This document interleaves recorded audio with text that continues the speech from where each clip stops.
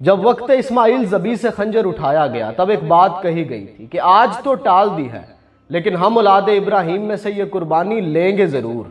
تو ایک بات تو طے تھی کہ یہ ہونا ضرور تھا، کیونکہ بارہا اس واقعے کے بارے میں یاد دہانی کروائی جا چکی تھی اور حضور گرامی مرتبت صلی اللہ علیہ وآلہ وسلم کو بھی اس سے آگاہ کیا گیا تھا۔ تو واقعہ کربلا میں سب سے پہلے میں امام حسن علیہ السلام کی دنائی کا معترف ہوتا ہوں۔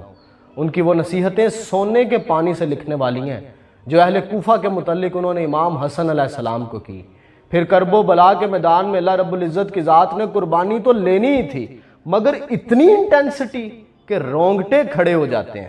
دنیا کی تاریخ کے سارے ہیروز، پھر چاہے وہ بیبیلونینز میں سے ہوں، کسیڈینز، بنو کد نصر، میسوپوٹیمینز، گریکس، رومنز یا پھر پرشینز میں سے ہوں، سبھی میری چشم تصور سے ہو کے گزرتے ہیں، لیکن امتحان کی اتنی شدت شاید ان میں سے کوئی ہیرو برداشت نہیں کر سکتا تھا۔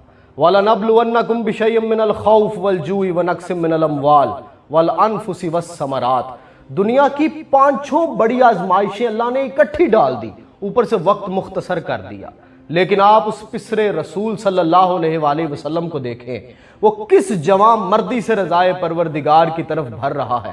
لا خوف علیہم ولا ہم یحزنون کی ٹاپ لیول کی پریزنٹیشن چشم فلک نے دیکھی تھی میدان کرب و بلا میں۔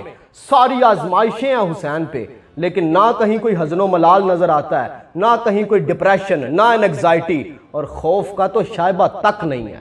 اتنے شدید امتحان میں اس قدر کلیئرٹی آف مائنڈ اور بندگی کی ایسی مثال اس دنیا میں کہیں نہیں ملتی۔ آپ امام عالی مقام کا وہ آخری سجدہ دیکھیں، وہاں پہ شکر کرتے تھے جہاں پہ صبر مشکل تھا۔ رب کعبہ کی قسم ہے وہ جنت کی سرداری ڈیزرو کرتے ہیں۔